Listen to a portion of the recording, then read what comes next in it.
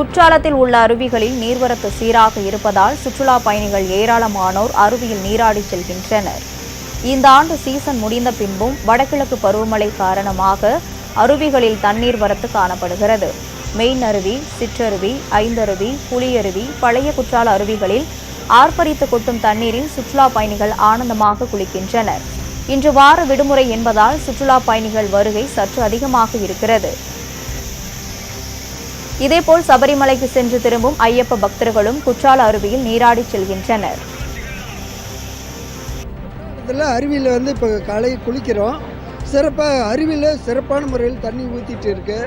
அருமையாக இருக்குது சாமி குளிக்கிறதுக்கு. கிளைமேட்டும் அருமையாக இருக்குது. சிறப்பாக நாங்கள் சந்தோஷமாக கொண்டாடிட்டு இருக்கிறோம்.